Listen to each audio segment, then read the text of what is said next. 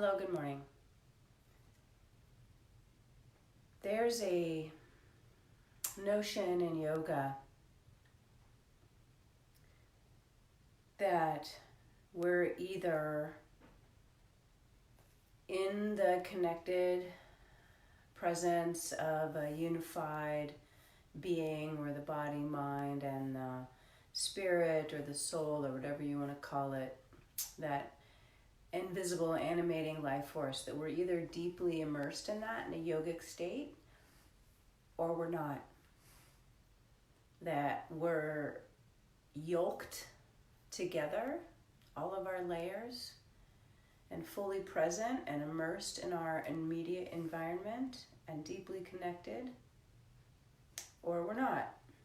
And this is what is talked about in the Yoga Sutras very early on, and it's mentioned in other texts too, and it's a confounding notion for me, because it's possible that we can quickly go back and forth. We can be deeply connected and then pulled out and then dive back in.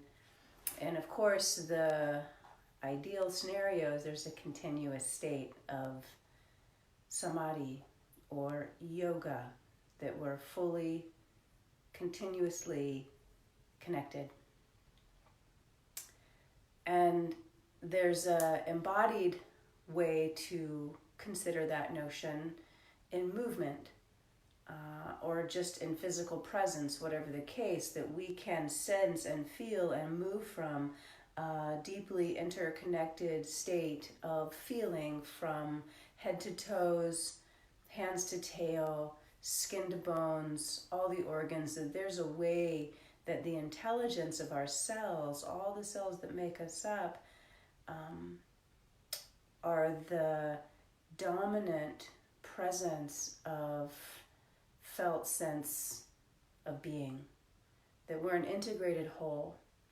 And that's, in my opinion, the essence of asana, and that we can, in a class like today, it doesn't always have to be the case, but we can challenge that capacity to stay connected with more challenging situations. Like a headstand might be more challenging than just sitting here, or a back bend, or twisting up like a pretzel will challenge our tissues and challenge the way we respond and engage with and feel into and take care of our tissues in those puzzles of positioning. Similarly, off the mat, if we're in a yogic state of connectivity and something startles us or provokes us in a way that strong emotional response comes up, that we can navigate that skillfully too, that we don't lose, even in the throes of anger or sadness or frustration, that we don't lose that deep felt sense of connected presence. And in these two scenarios, the Maha picture of living your life and the little micro picture of being on your mat, that when in a state of connected yoga, that then our responses are skillful. So you don't do too much on the mat. You don't push beyond your ability to stay connected. You don't hurt yourself. You don't do things that hurt. They might be uncomfortable, but they don't hurt you. And equally so in our path off the mat, that even in states of anger or sadness or frustration, even jealousy, even resentment, that these are very real human emotions, and that we can include these in a way that illuminates a deeper truth around something that we want, or some way we could be of service, or some way we can offer healing or be in healing while these unpleasant emotions are with us. That underlies all of that. And this gets back to that quote I was using, I think yesterday or the day before in my class, that the song of the fishermen flows deep under the ocean, right? And the song of the yogi flows deep in our spirit, deep in our cells, that the first choice is always love, even if there needs to be some sort of difficult action or decision made. And so let's practice, shall we? For today, please have probably a couple, 3 blankets. We're gonna only use one in the beginning, and then probably shoulder stand plow is coming and some variations. Some of you will want a couple of blocks for sure, and we might use a belt. So the basic setup, couple of blankets, couple of blocks, and a belt. And to start, please have your blanket covering half your mat. So I've folded it in fourths, and I've laid the fringe down on the side where my head will go. And then if you have your second blanket handy, make a perch out of it, right? A little seat. You could sit on a block, or you could use the blanket that you have on the ready. And take a simple cross-legged position. I don't care which leg's in front, we're going to switch it up. And so if you're a fairly experienced practitioner, you might land in this wider kneed cross-legged position that we might call siddhasana, or some variation thereof.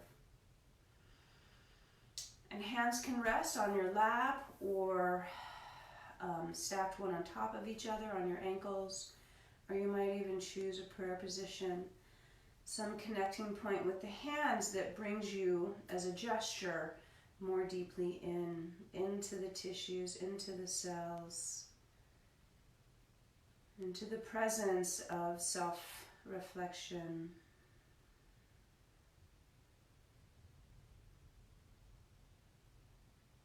And I'm not a big intention setter for my practices, my daily practices, as a matter of, I'm going to now set an intention. However, the intention is always there for me. It never fades. That may I make the most skillful choices possible. May I walk right up to that edge of uncertainty and have the courage and capacity to be patient there.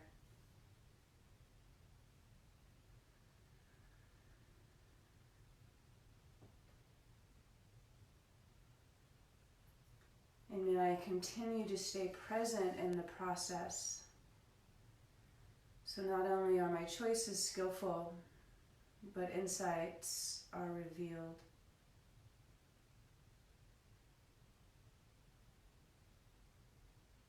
And may my actions be in the benefit for all beings.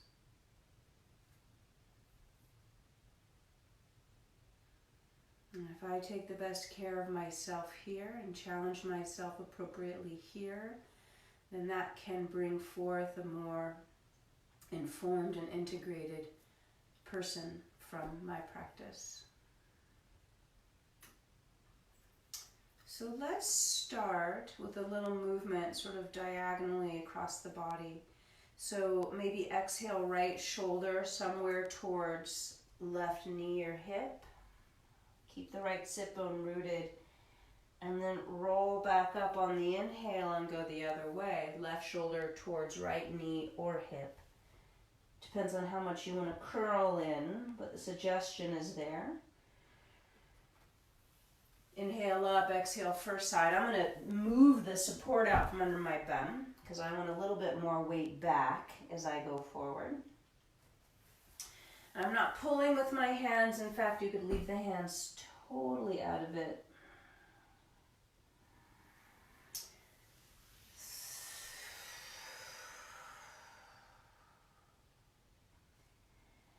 And as you visit these places, one side at a time, feel free to linger there. And maybe because you exhaled your way there, you could linger with no breath.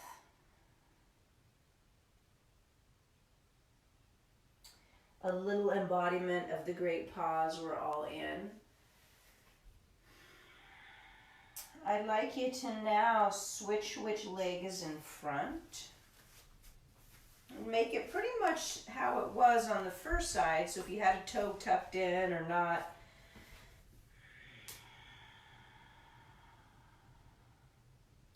And that simple switching of the legs wow, profoundly different. So it creates a whole different network of spirals and levers and fulcrums that likely we're putting our habits into, so it feels dramatically different. But if we can meet the differences,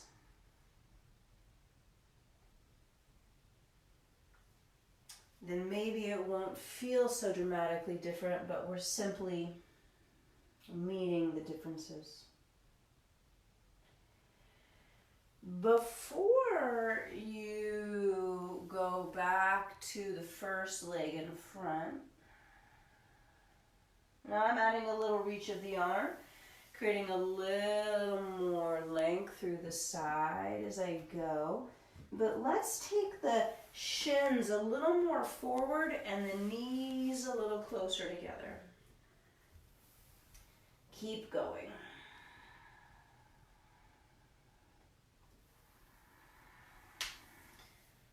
Any pauses, lingering, staying, wobbling, breath holding, breath deepening,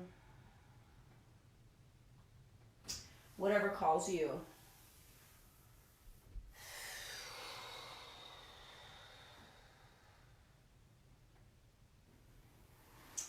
First leg in front with this squeezed in arrangement of the legs. So you're more in the realm of Sukhasana now, if you know the Sanskrit and all the different varieties of way to sit cross-legged.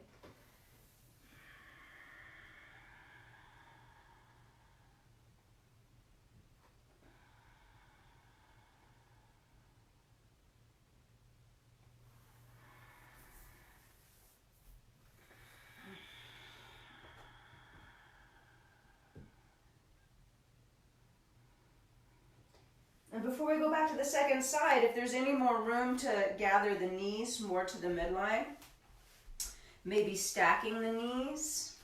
And in that stacking, if the top leg has any capacity to tuck in closer to the outer hip of the bottom leg, so cow face-ish, or a little sloppier stacking of the knees.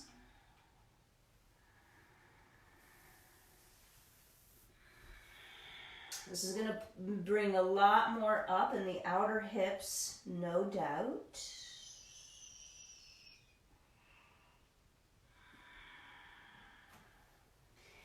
And as you journey and sort of trace and retrace these pathways over to the left and over to the right, can you sense an even engagement, an even response with all your vertebra, tail to head, flexing, extending, twisting, or spiraling, rotating, side bending. So it feels like the whole spine is a cohesive entity and you're not just cranking on a couple of vertebrae here and there. And I'm going to suggest that if you're deeply connected, that's something you can feel. Teacher doesn't have to tell you that if you're truly yoging. Second leg on top now with that much more compressed version of the knees. Cow face-ish.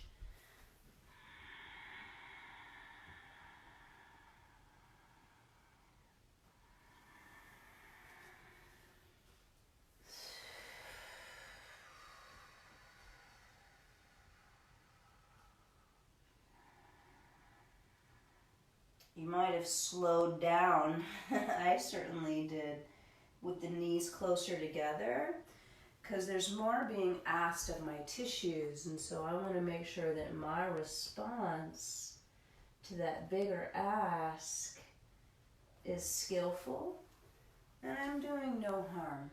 No harm.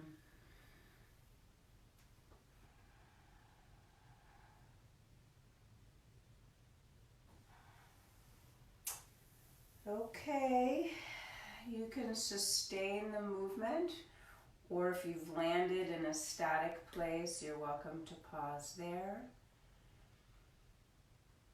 Otherwise, please meet me laying on your back on the blanket that, in theory, we set up beforehand.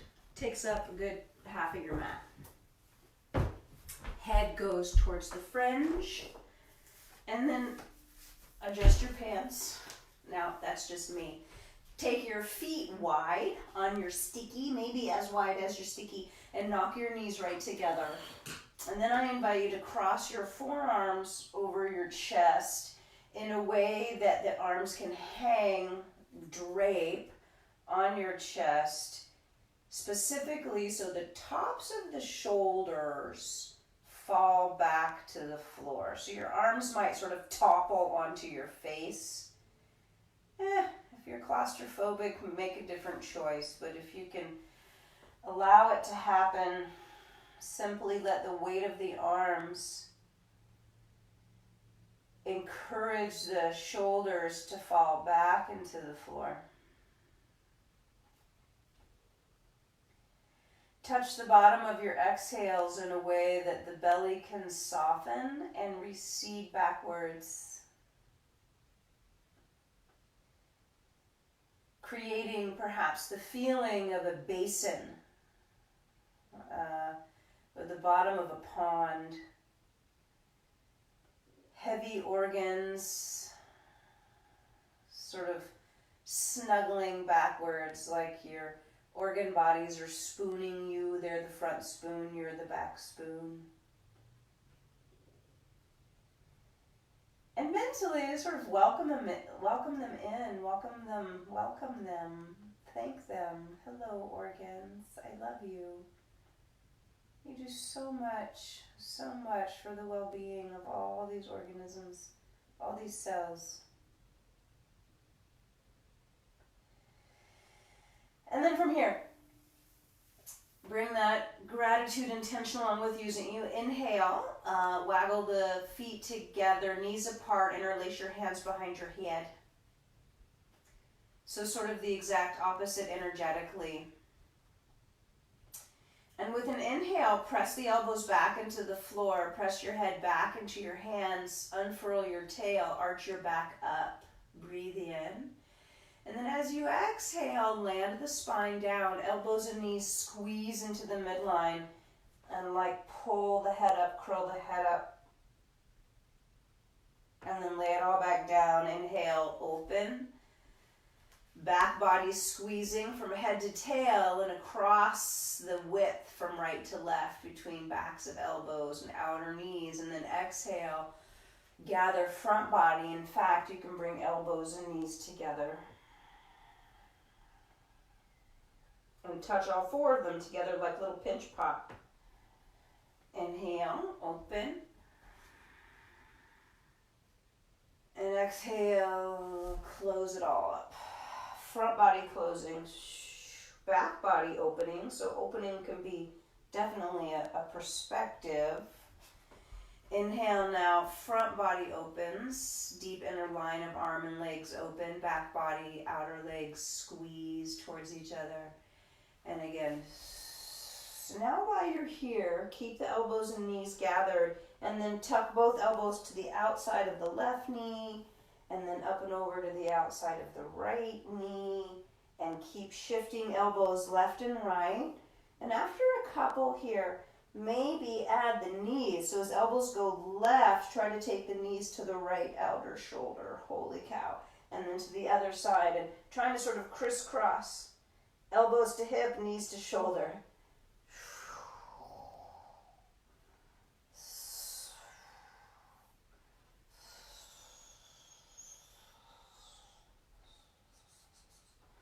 And then maybe hold the elbows stable and take the knees right and left. OMG. Let's do it for 10 more seconds. 9, 8, 7. Oh, those aren't seconds.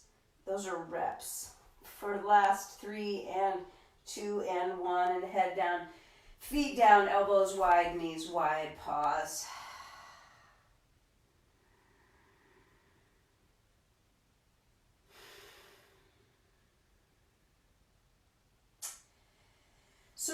your hands from behind your head, and if you need the visual, take a look, but can you keep the knees open and wide, but now hook the left shin in front of the right shin and bring the knees closer together. So now it's a supine version of what we had done with the legs earlier. So this is going to put a different kind of tug on the front of your hips.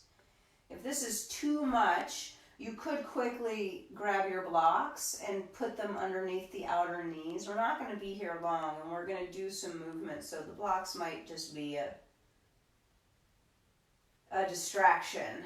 So if you can stand the weight of the legs unfolding in this way in the outer and inner hips, then endure. But if it's dangerous, pinchy, or anything feels really concentrated in discomfort, I would support yourself. Generally speaking, the discomfort's spread out in a broader area. And now from here, can you pluck the right foot up and out and hug that right knee towards your chest? So that's going to put a lot more in that left hip.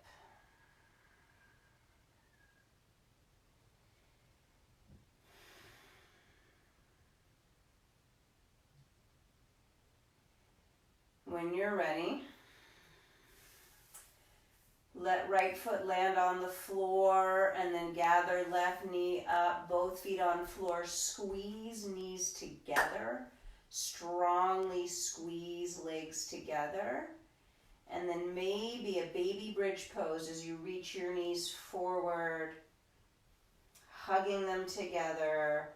And then gently push the feet forward, turning on the thighs, still squeezing them together. And then we'll land the hips back down, same cross-legged position with extended hips. This time the right shin's in front. So these are asymmetrical postures, right? So we got to do them two-sided. And don't worry, we're going to get up and move strongly here in a bit. We're going to mess around down here for a while. Keep right leg there, hug left knee in.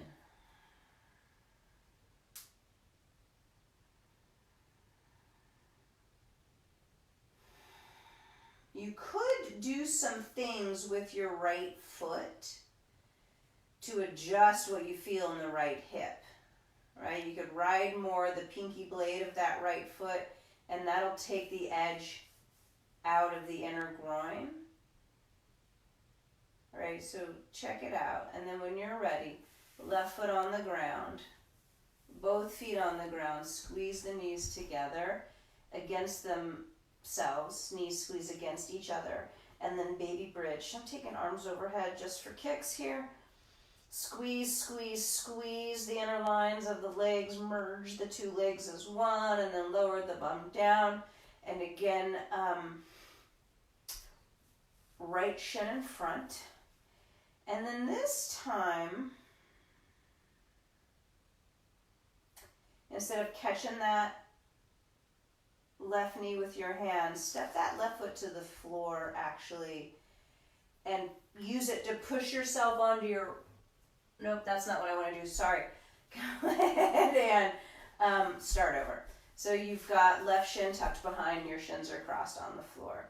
What I'd like to do now, actually, is pick the left foot up, and then can you waggle your right foot closer up to your left hip? So maybe left hand can catch right foot.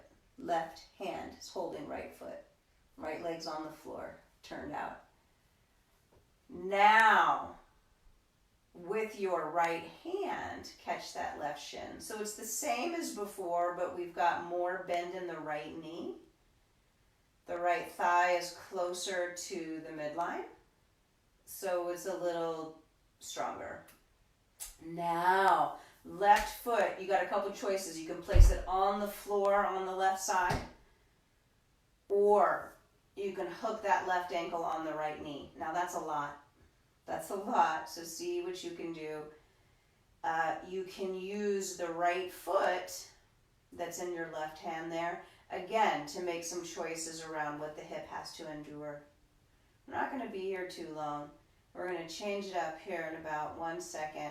So if you can, place or slide, reach, step that left foot on the floor as you roll onto your right side, still holding your left hand.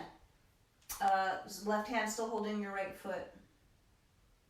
So basically you're laying on your right side, doing a thigh stretch with that bottom leg, the right leg. You're holding it with your left hand.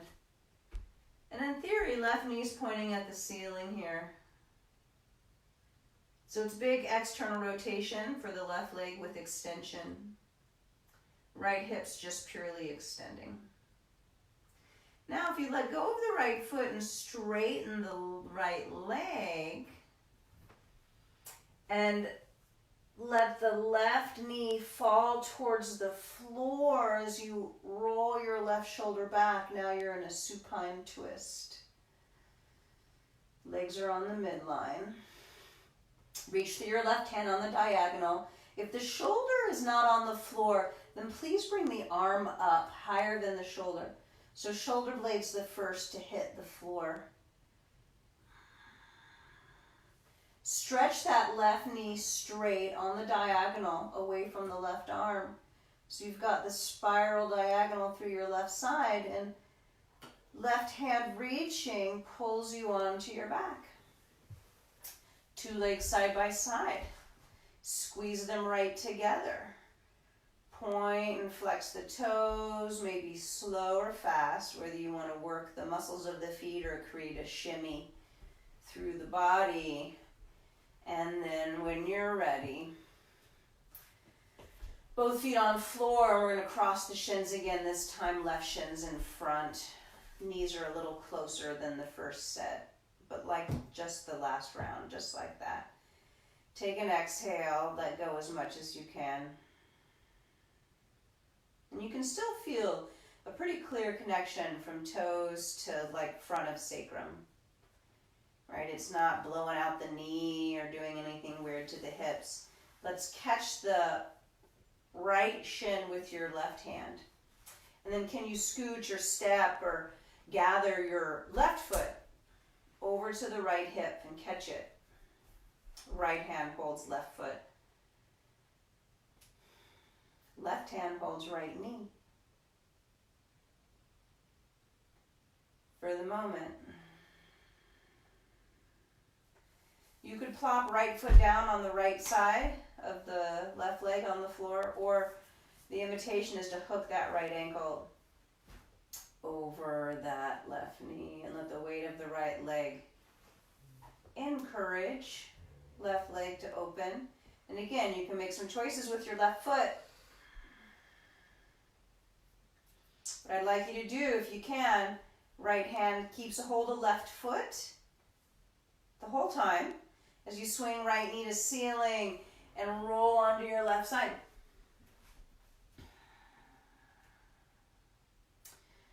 So left thigh stretch, left thigh lengthener, outer right glute strengthener, squeezer, and still opening through the front of the right hip. If you let go of that left foot, stretch that leg long, you might need to use your right hand to support you here. And then let the right knee fall towards the floor, taking right arm back behind you. So now, a little supine twist. But don't let the right knuckles hit the floor first, or even the right elbow. Ideally, the right shoulder blade lands first, and then in theory, it's a simple unfurling of the arm from there. Right leg reaches long on that diagonal, so it stretches across the body. Right arm, right leg on the spiral diagonal. Eventually, the right arm wins and pulls the right leg back onto the floor, in line with the left. Reach full body long. Point flex. Point flex. And then pinch pot. Hug knees and elbows into each other. Hands interlaced behind head. Squeeze it all in.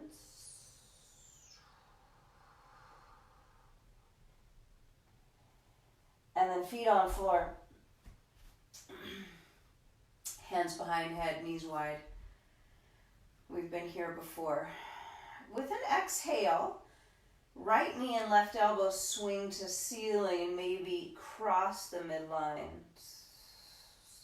And then opening back to the Supta Baddha Konasana with elbows wide, and then the right elbow, left knee go. And I'm referencing knee and elbow because they're easy landmarks as you swing them across. Inhale when you get to the middle, and exhale into the twist. But could you can you connect the feeling of reaching from elbow and knee all the way to the midline of the back? So you're not so much reaching from the elbow or knee, especially if it gets caught in the hip or the shoulder joint itself, but can you reach from the spine through the limbs? So from sacrum to the knee of the reaching leg, from thoracic vertebra to the elbow of the reaching arm.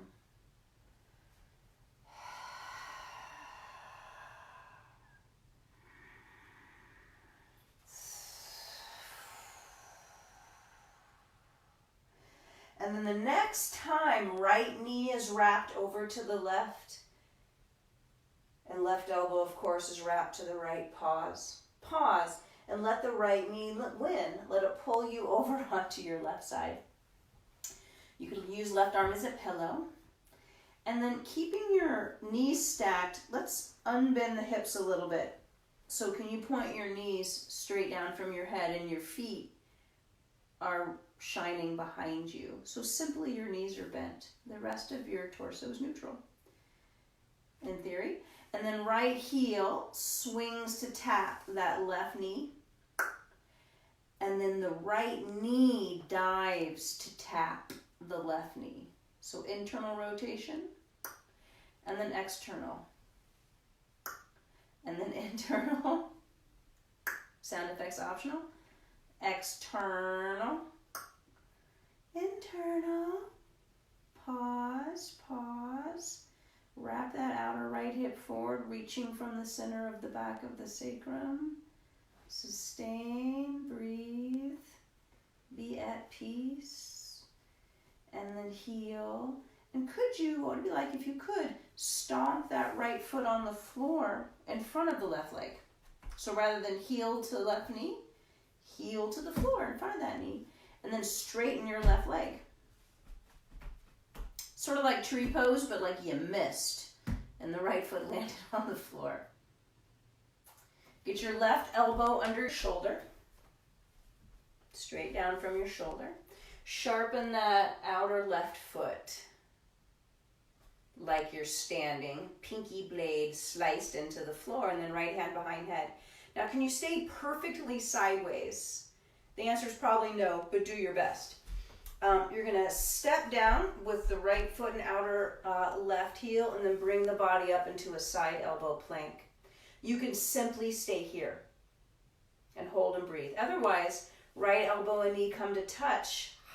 The hips lower a little bit, and then open up the right side as you barely touch the floor with the right foot, and then side bend and touch. My hip touches the floor, but I'm not weight bearing. And then unbend, and then rebend, and then unbend, and then rebend. OMG, let's say 3 more.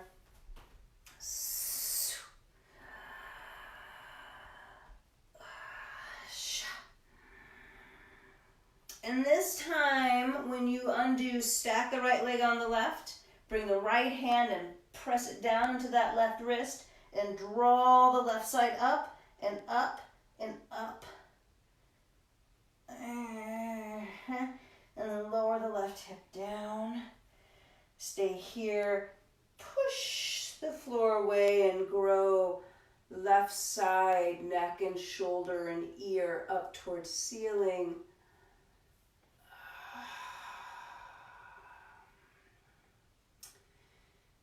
And that idea of the back body wrapping around the sides, around to the front. Can you invoke that? Like back body flesh spreads from the spine the way the flesh of a leaf reaches wide from its stem. And can you use that idea to sort of roll or wrap yourself into a half boat? It's as if the back of you came around and rolled you into your half boat. Maybe stay here or do your little pinch pot. Elbows and knees come together. And then land, head, arms, feet to the floor and open the knees.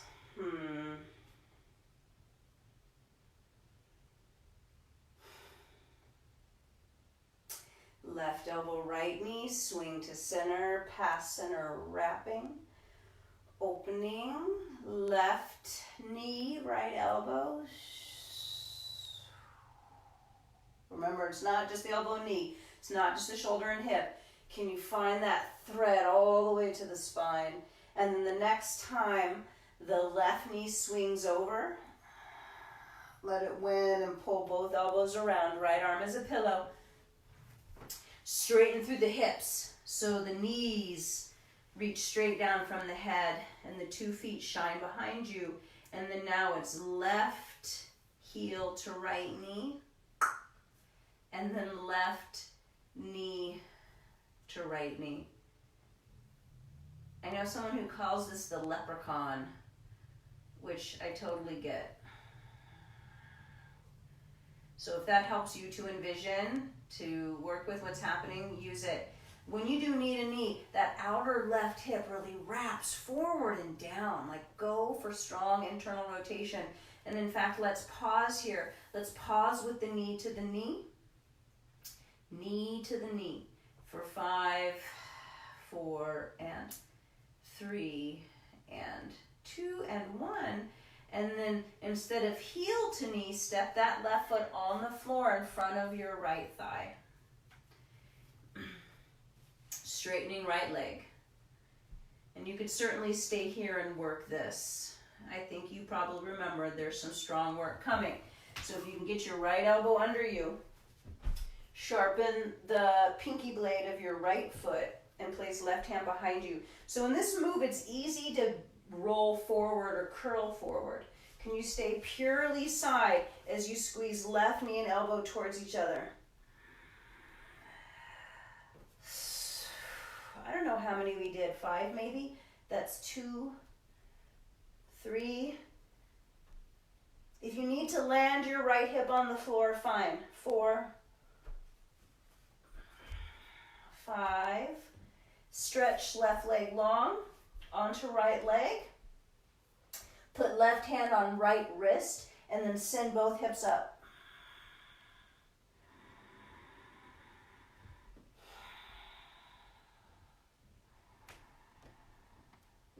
A little variation on elbow side plank. Upper body twist. Lower right hip down. Stay side body and then push the floor away with the right elbow. It's like you're depressing your right shoulder blade and reach through right side lung, right side tonsil, right side eardrum. And all the back body flesh from the left side wraps around and invites the belly to fall back and then rolls you into a half boat.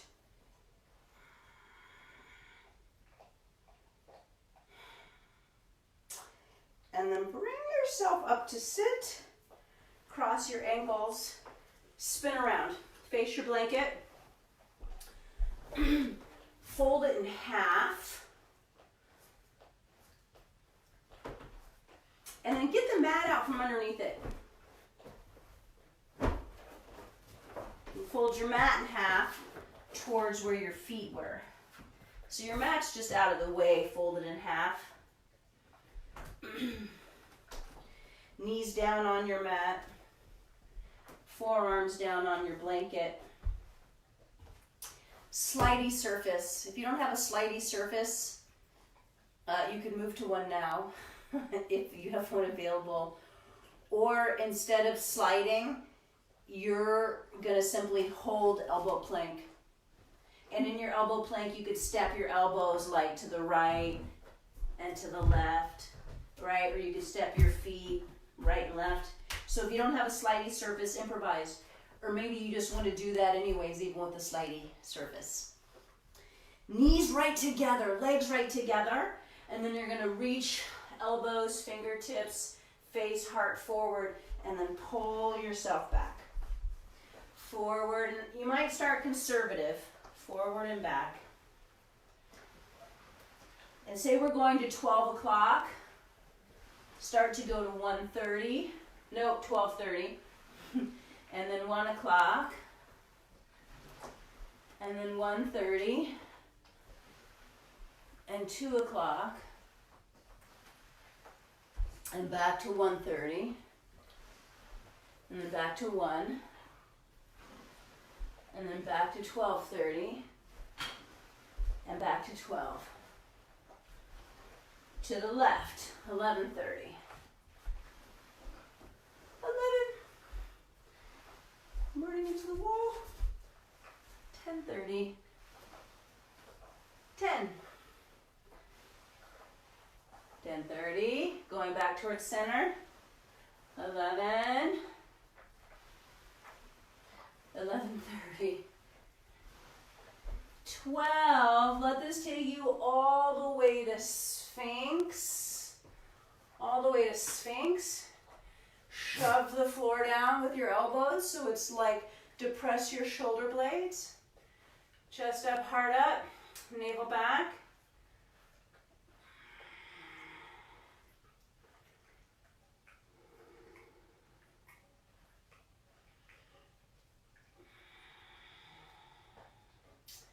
And then you can simply put hands on floor and walk your hands back and pause, or if you want to pull yourself back by that underbelly, exhale, navel back, tail curls, and then everything hugs back to the center.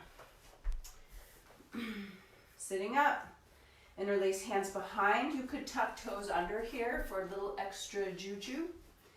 And then if you bring your double interlaced fist to the right waist, hug both elbows back like they're magnetized, and let the right ear soften to the right shoulder, and then any kind of chin dropping or head turning with the neck flexed to the right, side bent to the right, lateral flexion of the cervical spine.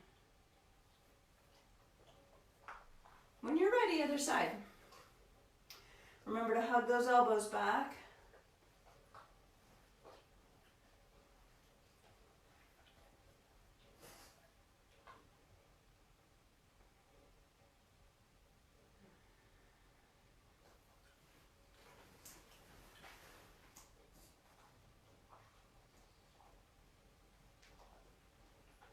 And when you're ready, go ahead and release the arms, and you do a 180 now. Put your feet and knees on the blanket. Take your mat, fold it in half one more time so it's in fourths. It's just out of the way. I'm putting my hands on the floor, feet on the blanket, plank pose. And then towards an Uttana, and then back out. And then knees to armpits, and then back out. Both knees to the outer left. That was outer right, sorry. And then the other way. And again, straight legs. And bent knees. And bent knees to one side. And bent knees to the other side. And straight legs. So one more time through.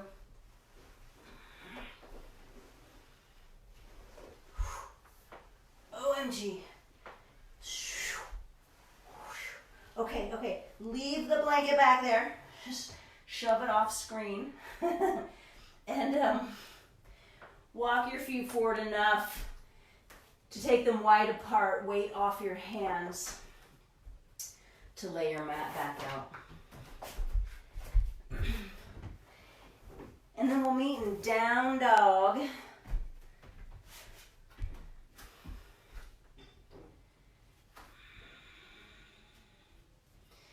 You might want to have your blocks handy.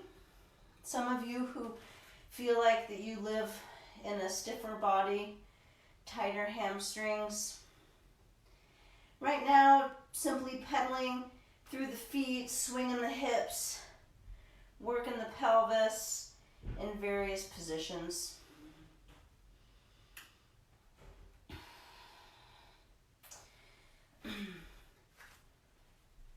Eventually landing in garden variety dog, where the upper back is broad, the outer hands meet the floor with some force and some rootedness, and the index and thumbs can press firmly into the floor from that outer hand being rooted, spreading across the upper back, spreading across the sacrum and lifting the contents of the pelvis, the low pelvic belly, sort of swim up and back like you've got a hot air balloon at your abdomen, lifting and spreading.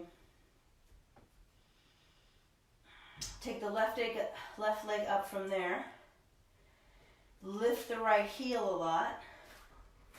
Bend both knees a little. And keep the right leg unmoved as you turn the pelvis, opening the left hip and reaching left toes behind you. From here, you could straighten that right leg if you can keep the inner right knee lifted and keep the right kneecap shining straight ahead, not buckling over to the left. Return to garden variety dog. If you need a respite, bring your knees down. Right leg lifts back and up. Go for as much distance between the two legs, simply with legs straight. And then once you've exhausted that, lift left heel. A little more distance between the two legs, then soften both knees and a little more distance. Keep left leg stable as you swim the pelvis around it. Let that right foot fall behind you or over to the left there. If you can keep your left knee pointing straight ahead, then straighten it and lower that heel. So the outer seam of your left leg is wrapping back. And then neutralize garden variety dog. All right, from here, plank pose. You can bring your knees down if you need it. Lower everything down, and if you're doing chaturanga, pubis and sternum touch at the same time. Let your forehead come down and tuck your toes. Stretch your two arms straight back. Palms face each other. And then make the belly lighter. Make the front ribs a little lighter. So breathe into those back ribs. And reach thumb tips longer. So can you lengthen the thumb side of the wrist and gather up the pinky side of the wrist? And then all 10 fingertips ceilingward. From here, maybe interlace your hands behind you. Reach through the backs of your wrists. Try to wrap back wrists towards the feet. Make your feet heavy, your belly light, and lift your head and shoulders. Feet heavy, belly light. It's so easy to do the opposite. It's so easy to make the belly heavy and the feet light. So can you do the less common thing? Can you do the thing that asks more of you willingly, with interest and kindness and love, rather than begrudgingly? Maybe I'm just talking about myself here. And then hands under your shoulders. Big ass cobra. So hips and pelvis down. Your big ass cobra might be teeny tiny and still feels big and badass. So enjoy. Maybe up dog if you wish it. And then as you're ready, downward facing. Okay, now this is where your blocks might come in handy. Right foot steps forward. Simple lunge, right? And you might have your blocks on the ready. But look back at your left foot. Lift your belly a lot. So again, feet heavy, belly light. And bring the left heel forward so much that eventually you roll over your left toes. And there's a way you can do this holding most of the weight in that right foot, so it's easier. And then come forward into what I call deep lunge. So the right knee is way forward. The right knee, right hip, and right ankle are very deeply flexed. If you need more space, if this hurts your knee, don't effing do it. And step your right foot more forward so there's less bend in your knee. Keep the extended left hip and flex the spine. Cat pose. Your spine. Straightening left knee. Unbending some your right knee. Stay on the top of your left foot. Still stay in cat pose. You might have your blocks. Breath in. And as you exhale, sink the hips back down to where they were. Maybe keep left leg straight. Maybe keep cat pose, spine. And then lift up again and lower down again. Try to grow your left big toe forever longer. Lift up again, this time to roll over those left toes. Now for real, your blocks might come in handy as you straighten your right leg. All 10 toes are still straight ahead.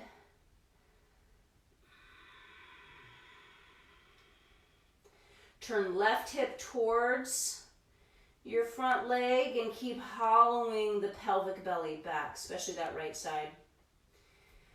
And as we bend into the right knee again, spin left heel flat. Walk your hands around to the left. So it's warrior 2 legs, but your arms are in the middle here. And then straightening right leg, bending left.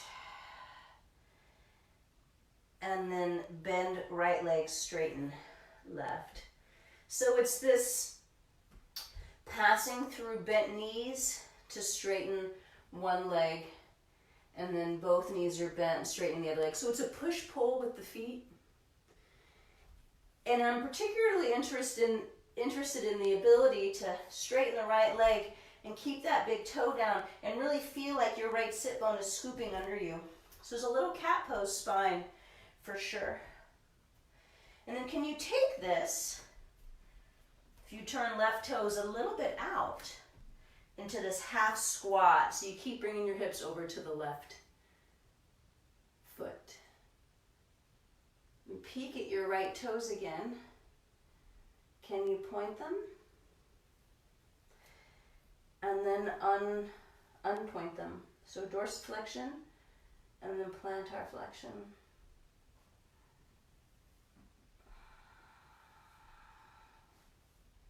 It might be just a lot to be over here. So just chill with what you got, right? Stay connected.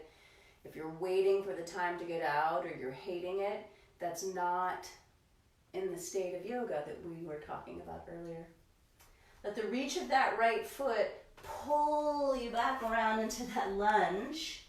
And then please step the right leg back. Down dog. Maybe both dogs if you want it. And if you want both dogs real slow, right, can you feel the connection from toes to head through the upward face and the downward face? Toes to head, tail to hands. It's the template I use for connection, and then where they lay over each other is that magical, mystical place in the belly, place of power, where the connection to all 6 limbs is inherent. Left foot steps forward.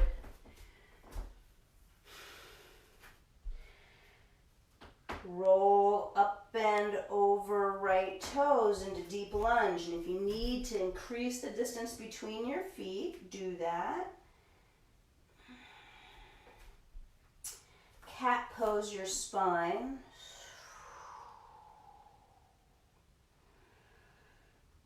Spinal flexion, hip extension, one of my most potent forms of medicine for my body.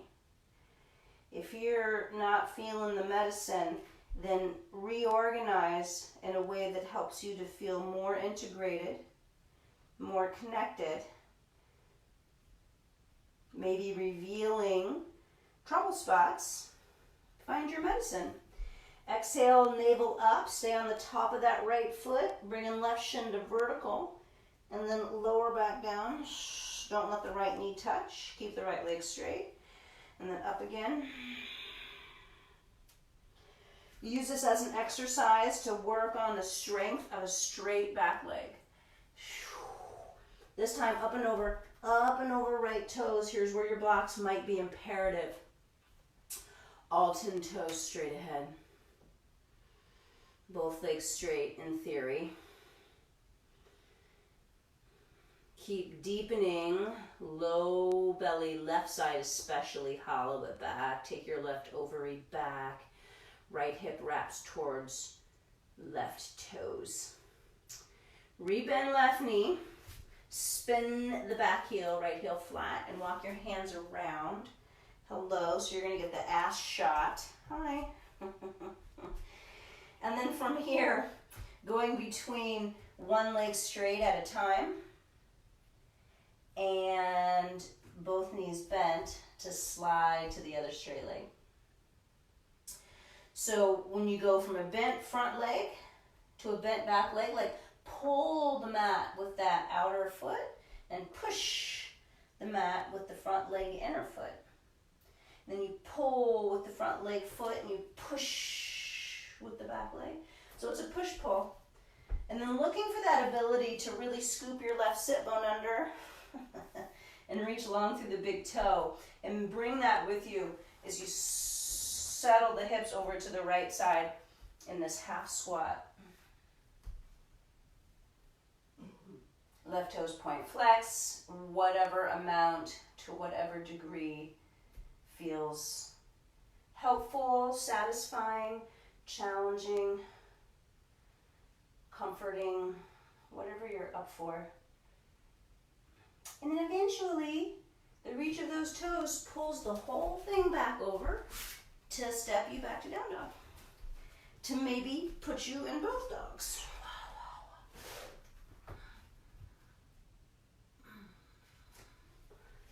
And then back to the down dog.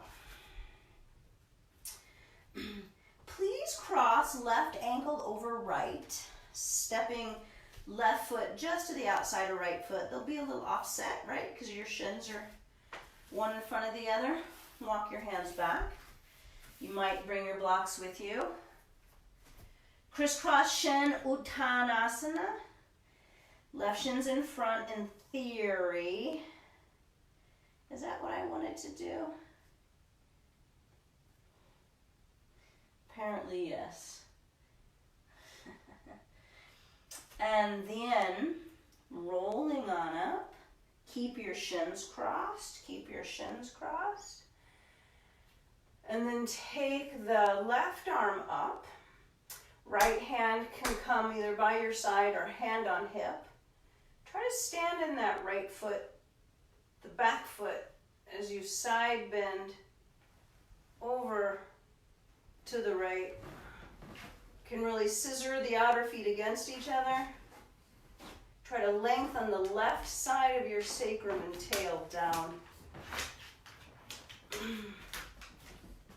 And then when you come up, uncross the feet, both arms up, or Vahastasana, back into your heels, and then sit down, Utkatasana.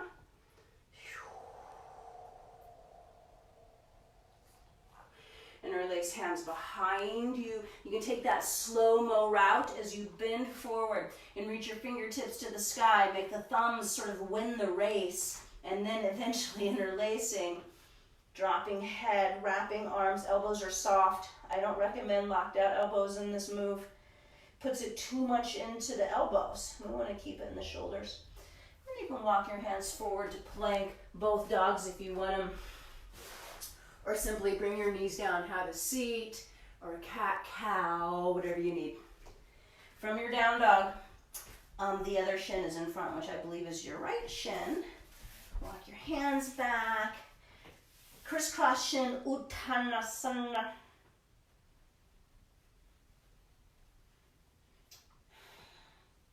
And you may want to spend more time than I'm spending. And you know I don't move very fast, so you can always catch up.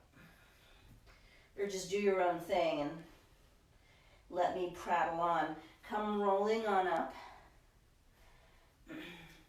This time, right arm up. Left arm can be down by your side or hand on hip. Stand in that back foot, the left foot, as you side bend to the left. And grow the right side sacrum, right side tail longer towards the earth. Squeeze outer feet into each other.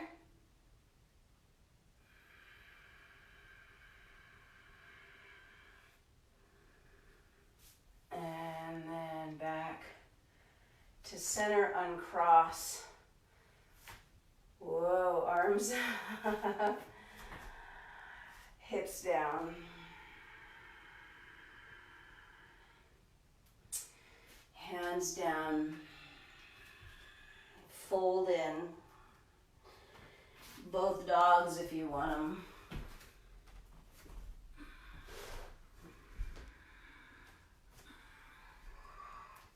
From down dog, step your right foot forward, walk your hands around to the left, turn all 10 toes to the left, and pause here. Parsvasarvangasana. You can be active and sort of pull yourself into the forward bend.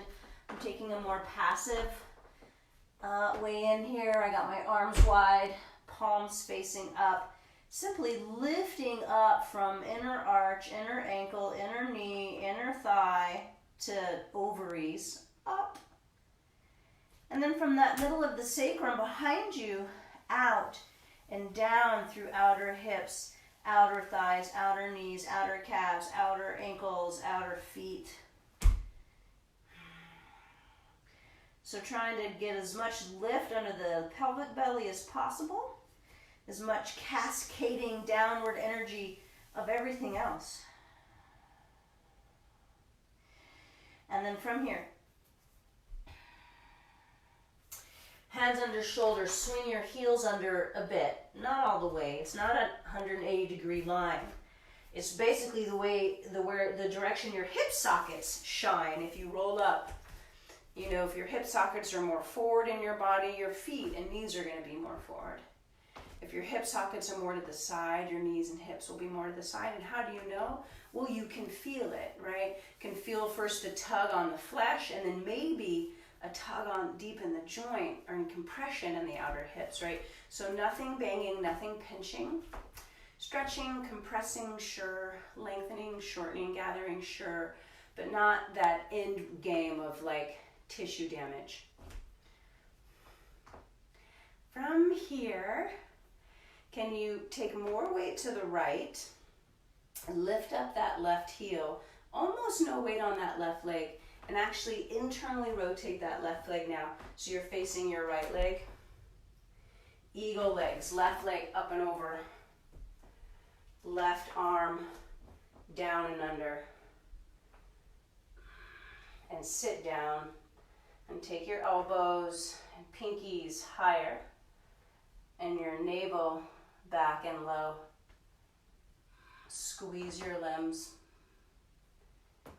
Ideally from here, you can step left leg back into lunge flirt, but before you put all the weight in the left leg, turn it externally, land in your horse stance. And then all the weight to the left, most of it anyways, to turn that right leg into internal. Step it up and over, eagle pose. Right leg over, right arm under. Navel dense, back and heavy. Elbows to fingertips, lifting and light like a flame.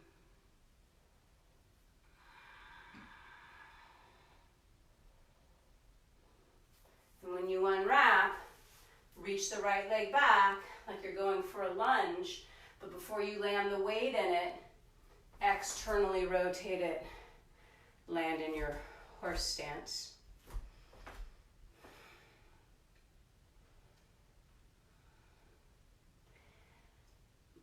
Same deal, weight in the right.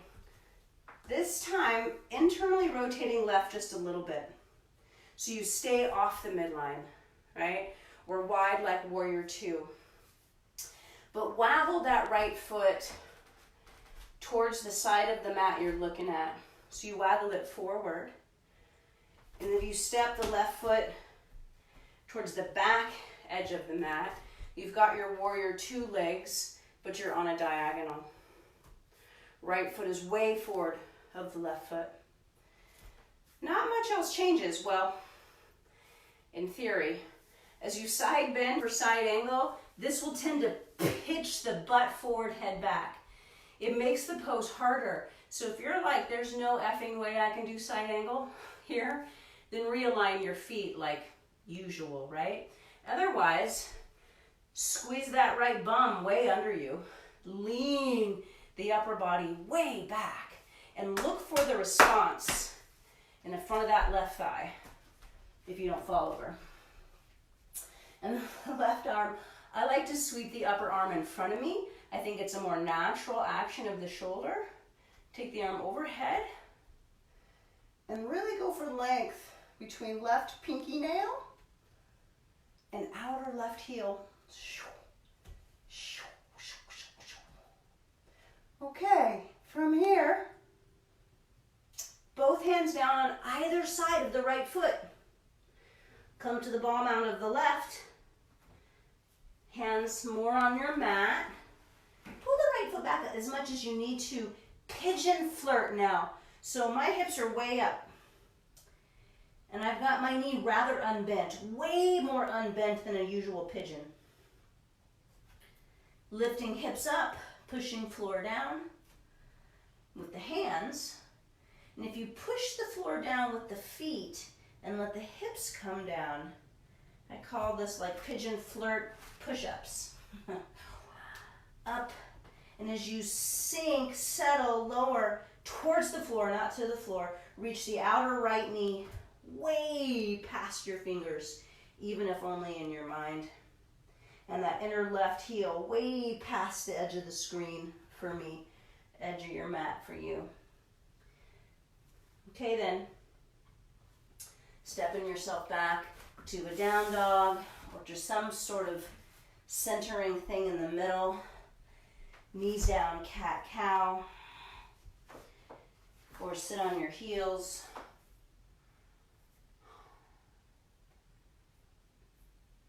I aggravated my left kneecap by weight bearing on it. I'm pretty sure I cracked it last year and it just hasn't healed right. So we'll meet in down dog. I'm going to flip around so you have a better visual and not another ass shot. Left foot steps forward. Walk your hands around to the right and pull both heels under towards the midline.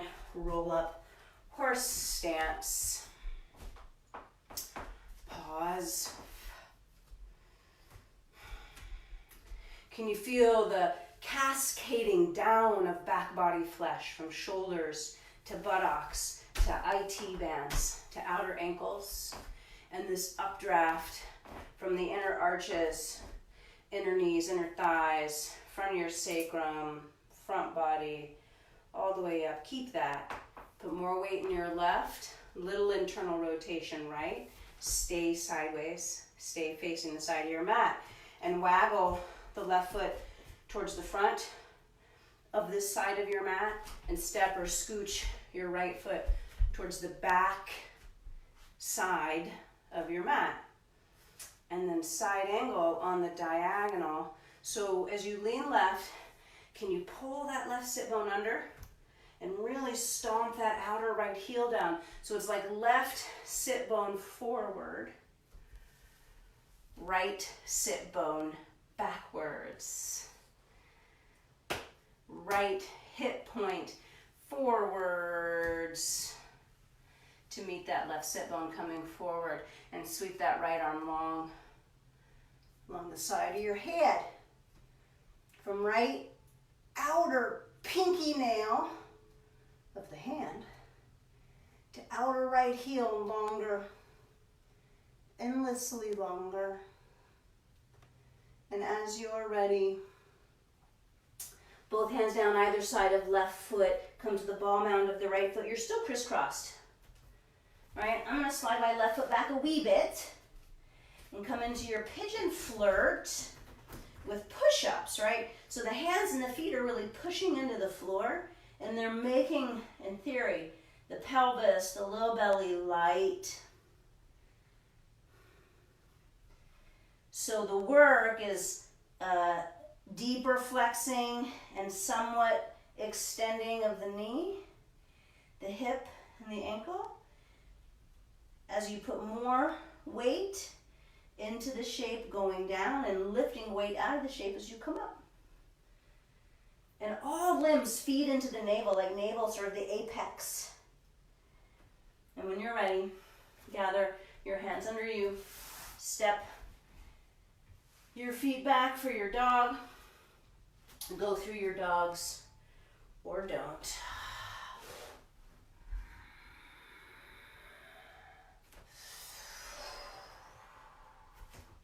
Right foot steps forward. Spin left heel flat. You might need your blocks here. Parsvasarvangasana. Right? And there's this interest in the hips continuing to orient forward. If your left hip is peeled way back, then that's your hips orienting towards the left. Can you really narrow, really streamline your spine, head and tail perfectly lengthwise down the middle of your mat, not side bending, hips hugging right under you. Let's turn this into revolved triangle.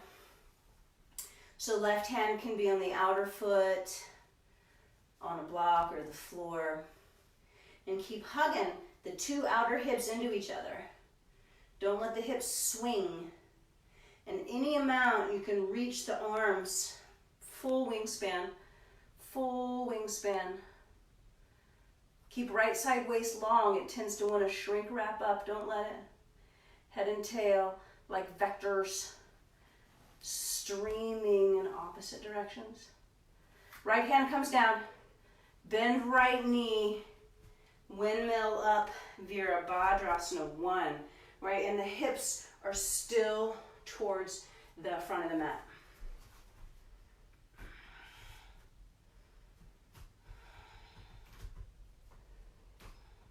Take your time to build Warrior 1. It's a toughie, in my opinion. Whatever you want to do with the arms and head for the last moment or so.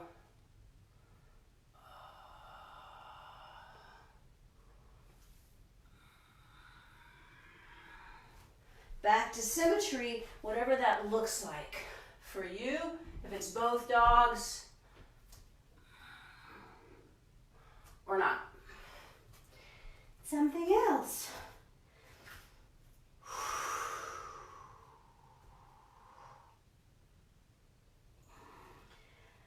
Left foot steps forward. Spin the right heel down. Two heels, in theory, are on the same line. Right? If you have questions about that, message me.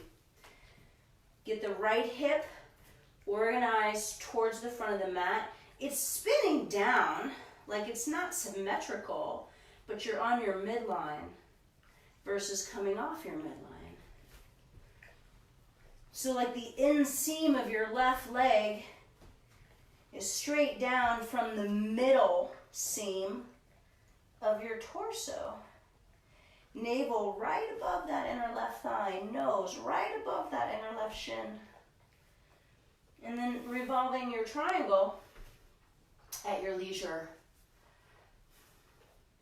And if you can, in your mind, find your right SI joint, maybe touch it with your left hand. Take that right SI joint up as you take your left shoulder back and up.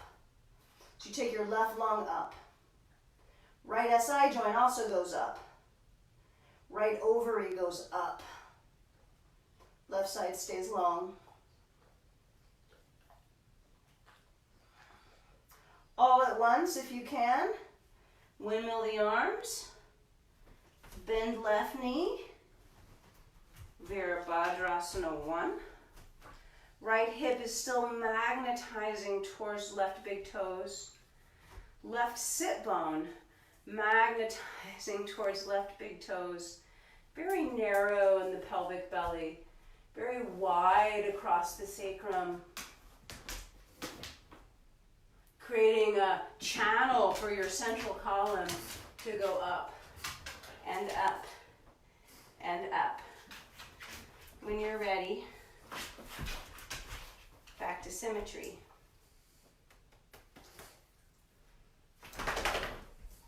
Back to the two dogs if you want them.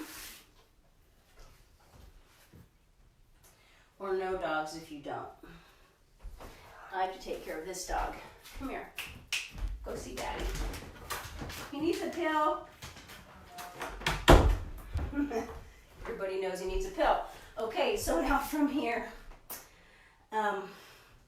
right foot steps forward, drop left heel, come right up into warrior one.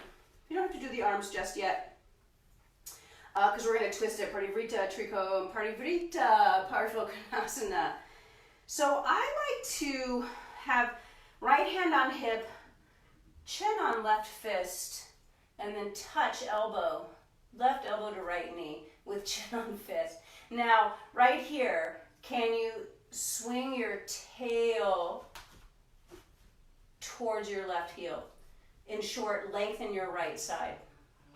Hand can help, but really the legs, deep belly muscles, pelvic muscles have to steer. And then if there's any more room here, you can encourage more of that left elbow to slide to the outer knee. You'll lose the connection between left hand and hip. Maybe, just, probably not likely, but possibly left fingertips to the floor. Oh, this pose, mysterious foe. Twisting, reach right pinky nail and the right side of your tail away from each other. Sha, ha. And when you're ready, OMG, back to symmetry.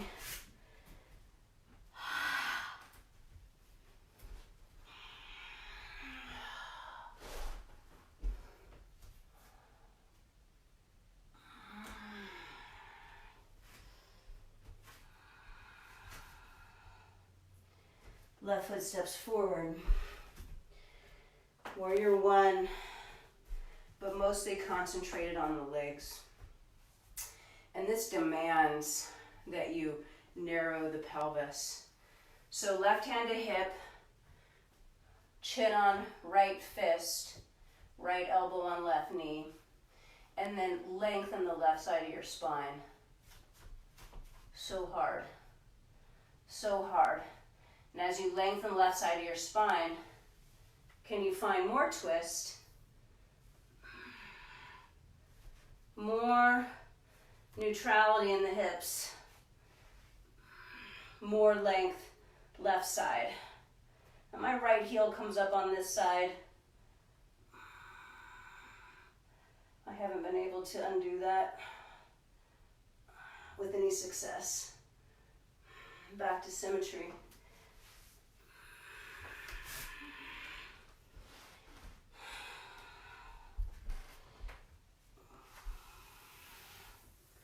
I'm going to check our time. Oh, goodness. Goodness gracious.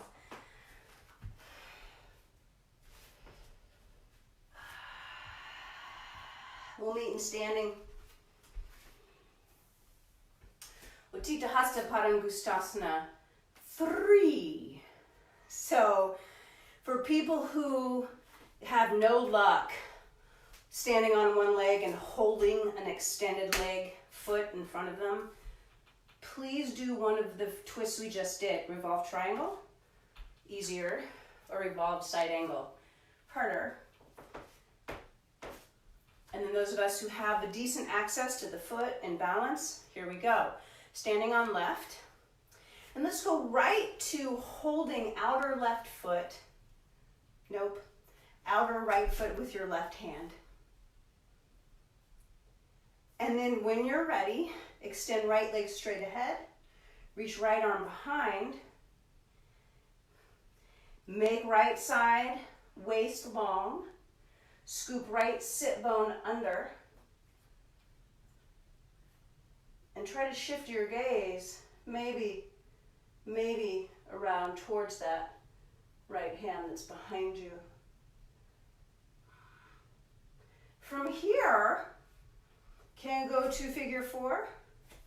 Figure four, place right foot on left thigh, sitting down, hands in prayer, forearms on right calf, encouraging a levelness, deep belly back, and then when you're ready, Urdhva Hastasana.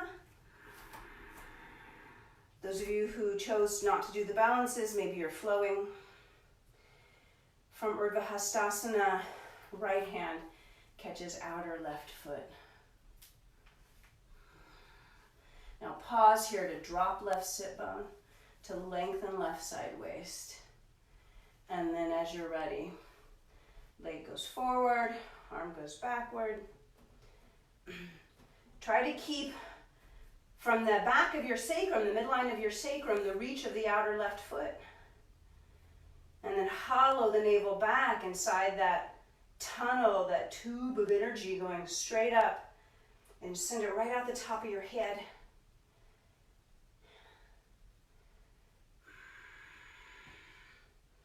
And then maybe figure four as a transition. Maybe, maybe not. Okay. One or two more breaths right here. Right here. And then what I'd like to do is take this right into a squat. So we'll meet in a squat. And you've got a couple of handy blankets if your heels don't go to the ground.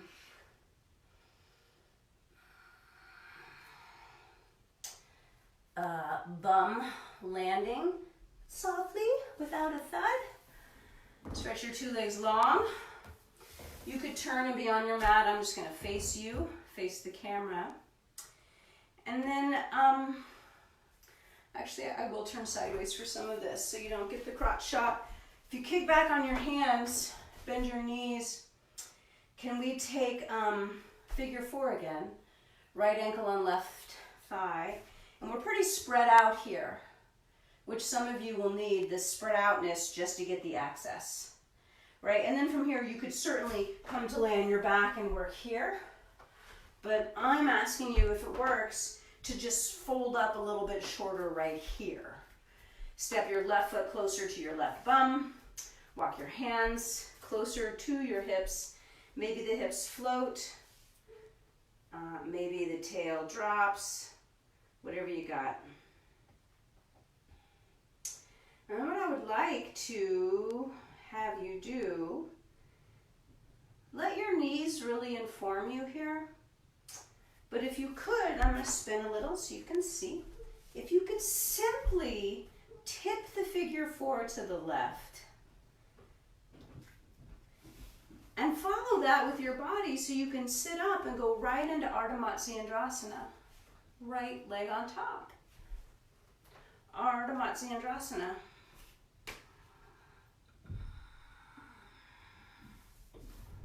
And here again, ideally both sit bones are on the floor. I mean, if they're not, you're twisting with the side bend, which is fine and legit and a thing that one should be able to do, no doubt. But if you don't have the choice to not do that, then you might back the twist off, a little less twist, a little more length, maybe straighten the left leg out. That's the bottom leg. And then what I would like to do from here, from this twist, is to let that right knee fall open. The right foot is hanging off that left knee. So the left leg's like a fulcrum here. And then any amount you can come forward. Either straight forward, heart over shin, that's one thing, or diagonally forward, heart towards right foot. Explore the full range. He can come back in.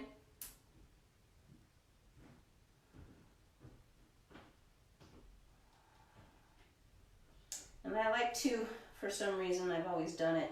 Use my right toe as a little stimulus for my third eye center. Bowing to my own feet, bowing to my own journey.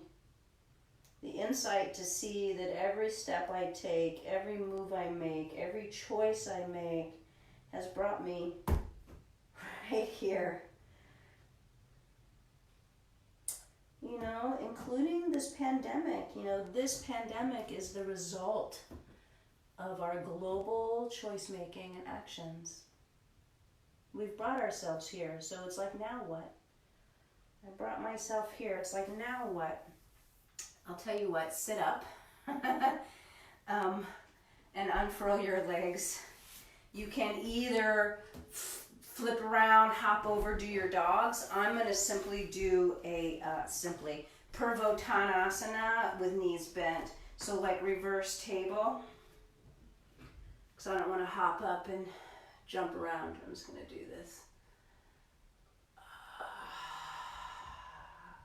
Then we'll start the process on the other side, where the left ankle to right thigh, figure four, whether you lay on your back because it's easier, or if you can minimize how much spinal flexion you got and really like heart up and bladder down, like can you deepen the length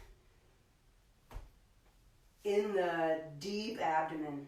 Can you extend the length, increase the length in your deep abdomen? And can you deepen the abdomen as you lengthen through it? So it's not just flexing harder at the hips, it's a lifting through this shape. And then when you're ready, tipping the whole figure four over to the right. And you gotta make room to drop your left sit bone, and you sort of face your two knees.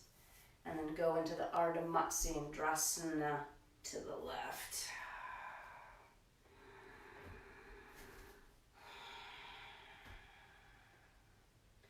And so feel the energetic wrapping of your left hip, wrapping forward towards your knees. Right, and the right shoulder wrapping forward towards the left. We've done this in a few different positions. So it's like the back body, again, those big broad ribbons of the maypole. And Sushumna Nadi, deep central channel, is the maypole. You're wrapping the surround around the center. And then when you feel content to do so, undo that and let the left knee tip. Let the left foot float, and then falling, diving, bowing forward. Exploring heart more towards the right, which is where your left foot happens to be, or heart more towards the left, which is where your right foot happens to be.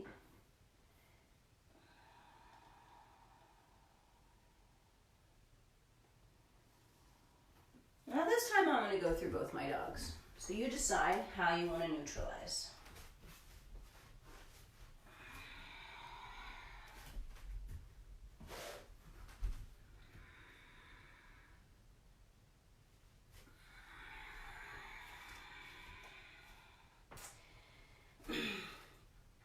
Come on down to sit again. And let's take left leg out on the diagonal and right leg in like half butterfly or half Tarasana. So like sole of right foot makes a line straight into your pubis. The right shin and the left leg are parallel. Come forward. Face to right foot.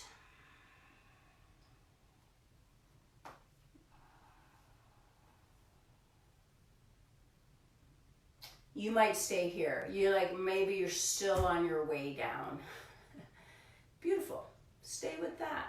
Stay connected to your experience. Don't undermine it by going past where you already are. If you're clearly contentedly folding in half over that leg, then your choice is to bend that knee more fully. And I want to pull the flesh of the inner knee forward. So I'm going to use right hand to hold inner knee. I'm going to pull that flesh around towards the kneecap as I fold the right leg in. Now from here, you could work here and go forward again, or work here and turn this into Janu Sirsasana. I'm going to go towards half lotus. You know, we've been working on those hips. So if you can keep your knee fully flexed, dorsiflex your foot. So this is like sort of one fixed piece. What only moves really is the hip. And then you're going to step that right sit bone over to your left foot and bring that right knee towards your left foot. And then maybe the ankle goes on top of that thigh. If this already is like too tangled and uncomfortable, go back to what you were doing. If you have a happy lotus, then you can snuggle that foot up into the hip crease more. And then with your own outer butt strength, press that knee to the floor. Don't push with your hand. You could tuck something under it, right? If it doesn't go to the floor. And then here we go. Ardha Baddha Padma, Paschimottanasana. Oh, you could bind. I didn't bind, but let's. So right hand could maybe catch left. Right toes. And that like deep Charlie horse compression, awful feeling in the thigh muscle of your left leg, don't worry about that. This is considered a rolfing session. Stay in your forward bend, or right hand goes for left foot. Left hand comes around. Hoo-wee. Having troubles here. Left hand comes around and either catches your shirt or your pants, or maybe tucks in and holds on to your right groin. And then hard up and twist.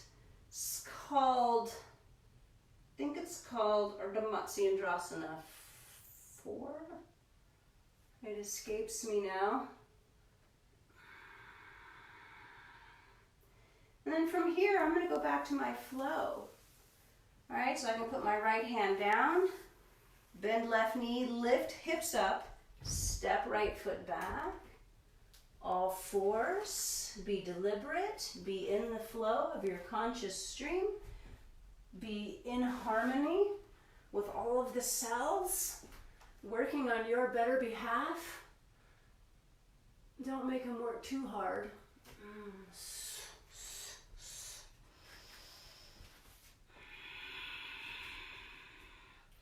You can certainly hop through to sit.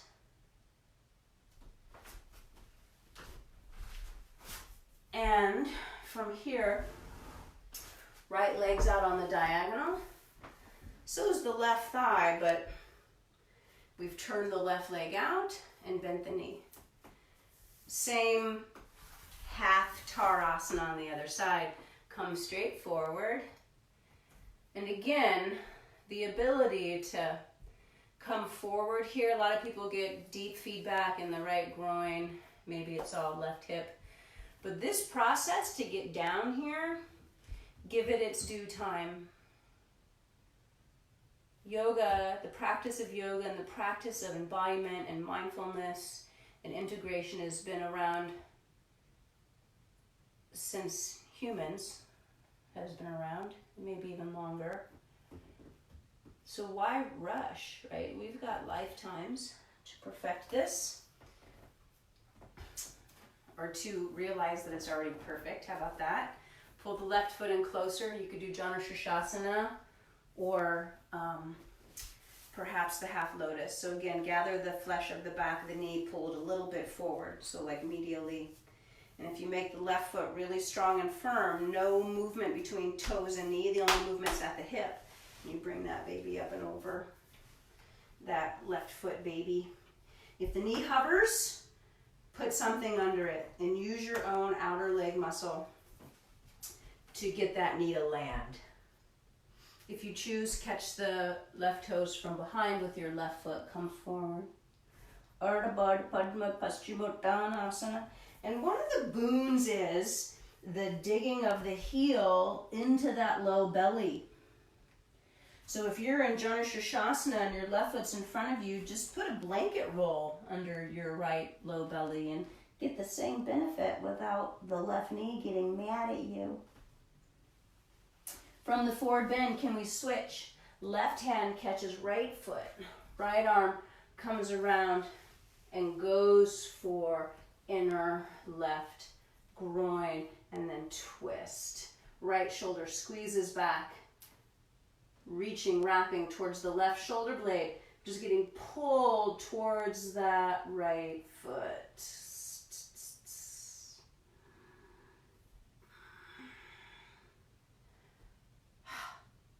Okay, from here, I'm not going back to symmetry.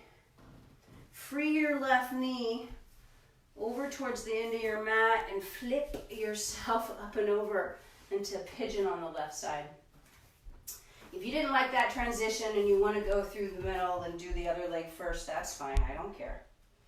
But find your best pigeon, which has so many variables, like how folded up your knee is, and then which way that knee points, if it points way out to the side or more in front of you. And I vote up with the torso today.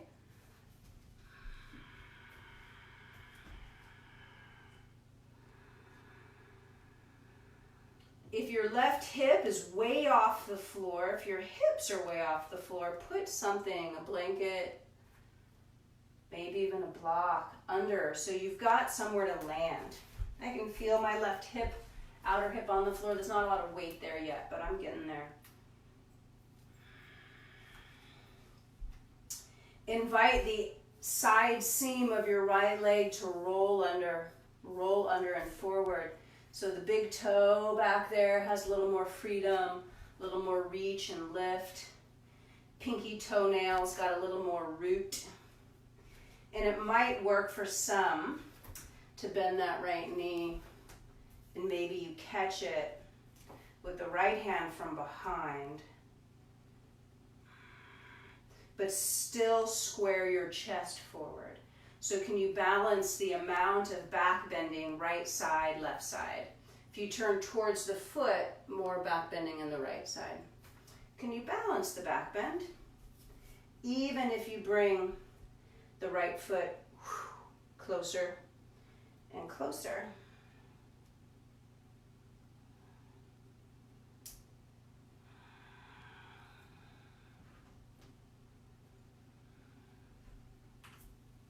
Final offering here. If you're reaching from behind and grabbing your foot, or simply lengthening from forehead to toenails, right toenails.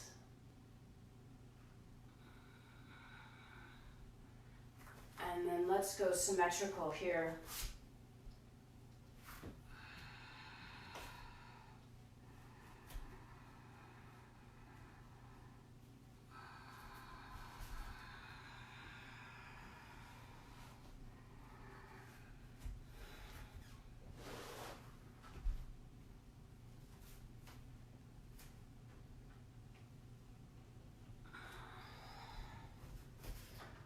Okay, then the other leg, the right knee, comes forward. Take your time to get established in the shape. Could be the mind is willing and the body isn't. Like you're fully connected and present, but the body is just not able to get where you want it to be. So then there's patience and compromise and leveling of expectations to meet the down on the ground truth of your experience. But there could also be the opposite, where the body's totally able and your mind is just like willy-nilly, anywhere, everywhere, not paying attention, which isn't yoga. Doesn't matter if you can make the shapes. I could care less about one's ability to make the shapes. So what's the quality of your presence in the shape making? Is there the capacity for self-study and engaging in a deep, fiery way that creates an internal burn. An internal burn not of muscles, but of heart-mind that tests our capacity to sustain and endure with kindness and patience. I'm going for the thigh lengthener, but please square the shoulders to the front. Even out, balance out the two sides of the spine in the back bend. So even if you're holding left foot from behind, the left shoulder is as equally forward as the right shoulder, in theory.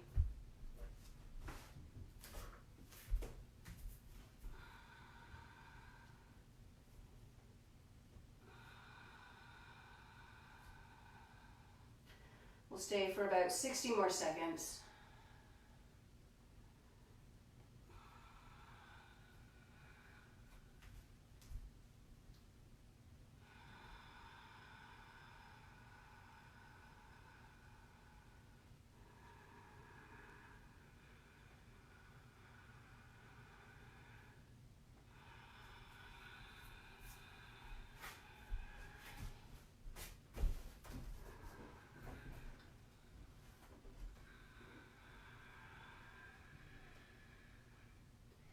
If you go for a deeper back bend, don't spooge your guts out. Wrap back body towards the front and then lengthen and lift up through the depth of that channel. Don't just turn yourself inside out, because that's the easy thing to do. Back to symmetry.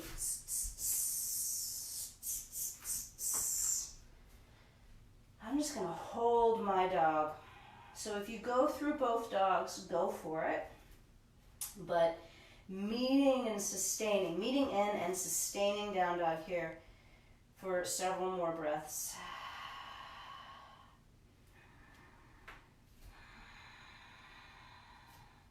You know, you could certainly do handstand if you're a handstander, or if you have a wall nearby and you want to be a handstander. I'm going to keep the energy low. Gearing up for shoulder stand now. So, from your down dog, you can shorten it a little bit. Put a little more weight in the feet. Find it easier to put more weight in the feet. Shortening the dog so you're getting closer to deepening the forward bend, but don't deepen. Don't go deep yet. Just shorten your dog. Lift the front.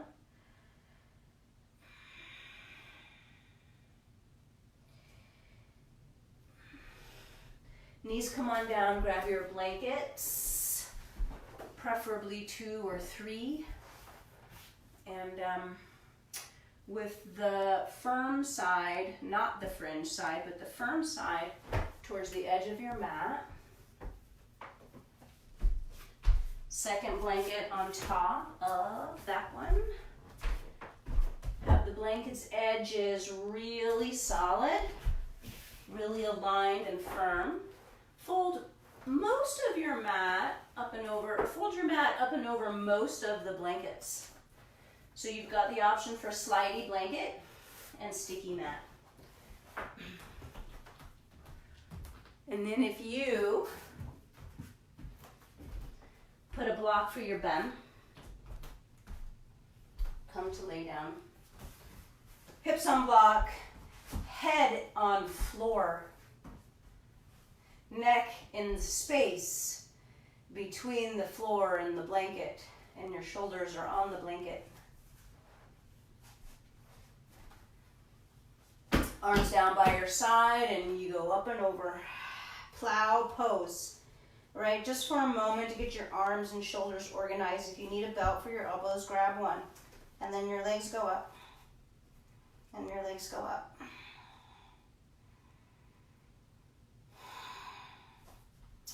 Ideally, there's more weight in your elbows than in your head. And ideally, your neck is not flat to the floor. There's the curve from the blanket to your head, and the neck is in space.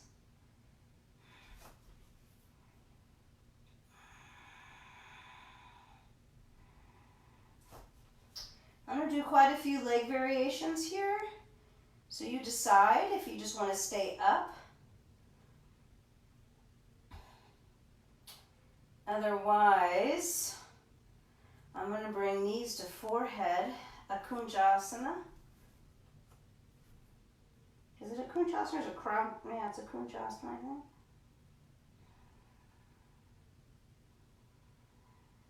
And then from here, I'm going to stretch left leg long into plow and right leg to the sky. And try to take that outer left hip up.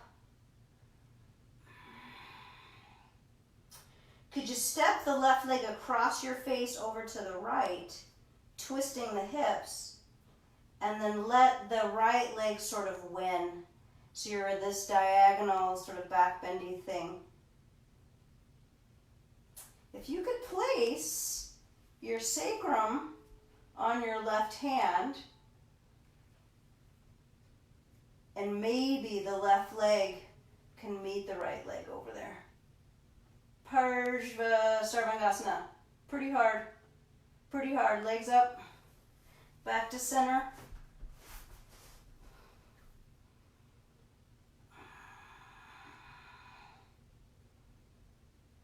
Knees to forehead if you're choosing it. Otherwise, you're just up there. Just. Right leg long to the plow, left leg to the sky.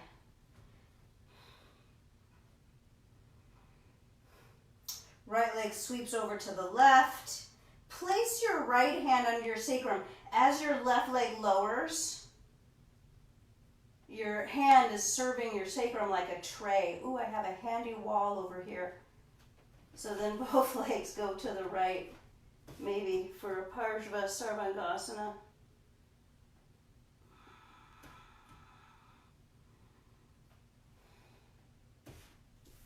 And then bring it back up. Now, split the legs right down the middle, so right leg over your face, left leg away from you. And bend your left knee like a searchlight. Look for the floor with that left big toe, and maybe that foot can land. Slowly untension the wrists, and you're in a one-legged Setu Bandha. Let the reach of the right leg pull you back up. Sarvangasana, split the legs. Left leg over face, right leg away, bend right knee. Right big toe like a searchlight, landing.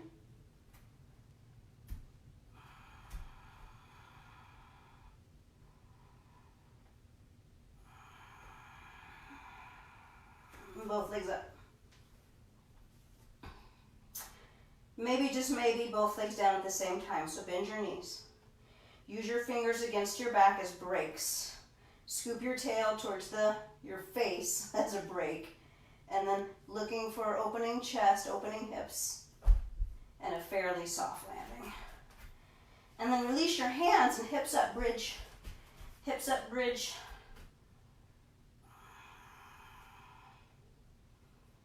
From here, I'm simply going to use my hands to move the block out of the way. Lower my bum down to the floor on the other side of the blanket. Stretch my legs long, arms overhead, and just let the throat open. Let the armpits open. Let the belly open. The mouth might even be open. You have a few choices from here. You could just stay here. Or you could scooch towards your feet, head and shoulders on the blanket, but your butt and legs are on the floor. Or you could scooch towards your head. So your hips are on the blanket and your head and shoulders are on the floor. Or you could roll off your support altogether and find another way to lay and land and rest. And if in the intensity of the inversion and the choices for what to do with your legs, if you lost yourself, if you lost your center, then go back in. And go in and in and in.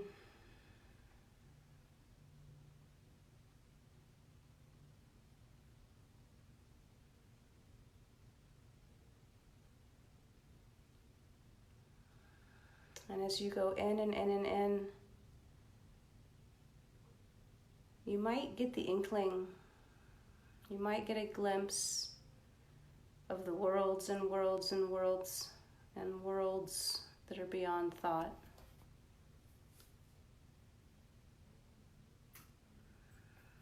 You might be able to step into that space in the heart, which is the only true refuge, the groundless ground of your own heart space and your own realm of love and release and surrender.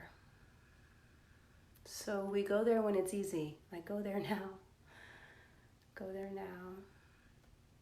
So we, like a good journeyer, good traveler on the path, we tread those paths well. And so to go there when it's difficult is easier. Please rest. Thank you. I love you.